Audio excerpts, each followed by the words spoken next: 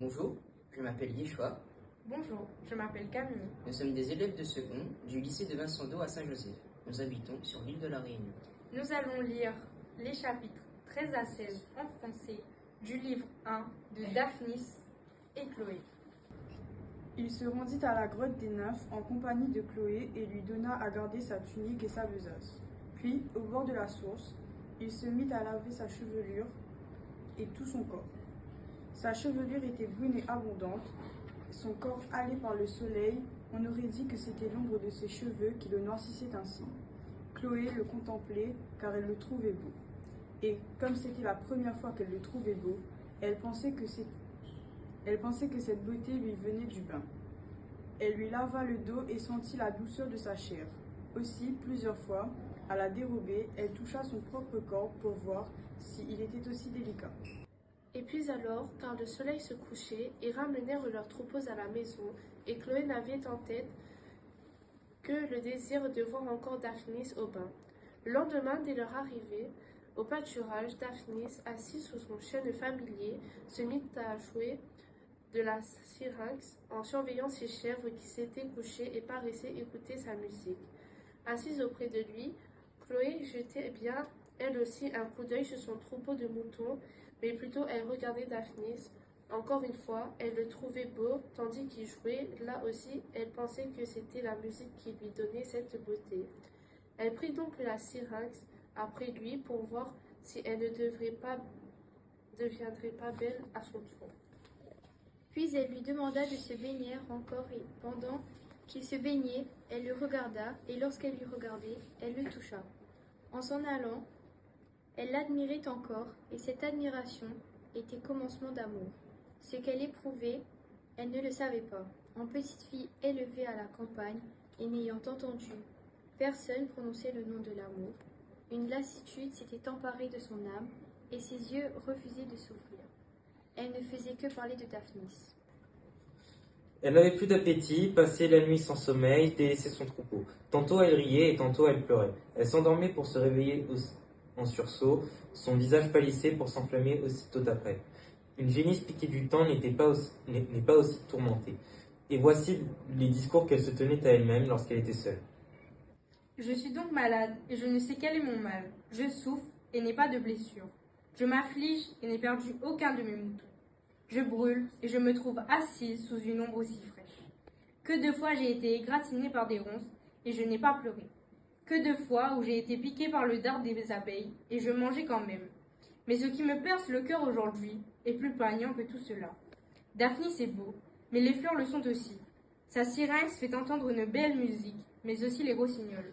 Pourtant, de tout cela, je ne me soucie guère. Je voudrais être sa syrinx pour recevoir son haleine, sa chèvre pour l'avoir comme berger. Ah, maudite source, tu n'as rendu beau que Daphnis. Pour moi, rien n'a servi de me baigner. Je suis perdu. Nymphe chérie, vous n'avez porté aucun secours à la fille nourrie chez vous. Qui vous fera des couronnes après moi? Qui élèvera ces pauvres agneaux? Qui soignera le criquet babillard que j'ai eu tant de mal à prendre pour qu'il m'endorme de ses chansons devant la grotte? Maintenant, à cause de Daphnis, je n'ai plus envie de dormir. Et ce criquet babille pour rien.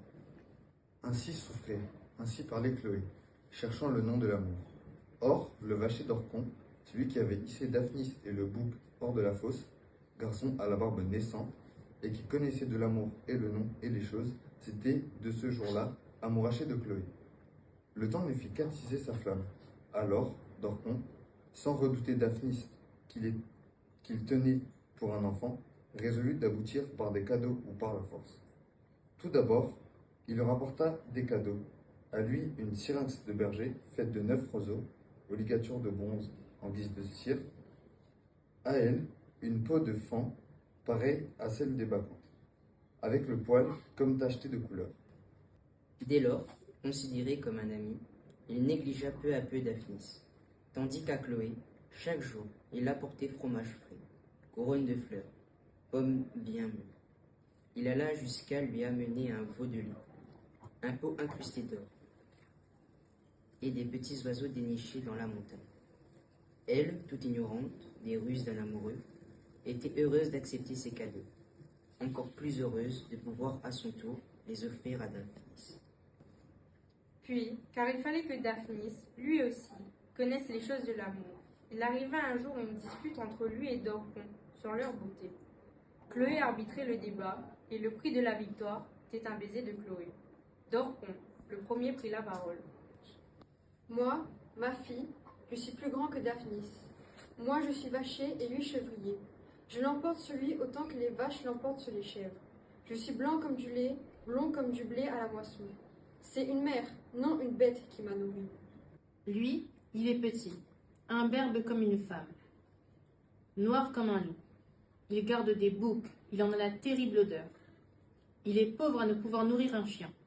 Et si, comme on le dit, c'est une chèvre qu'il a allaitée, il a tout d'un chevreau. Voilà le discours que tenait Dorcon, et voici ce que Daphnis répliqua. Moi, si une chèvre m'a nourri, c'est comme Zeus. Les boucs que je garde sont plus gros que les vaches de Dorcon.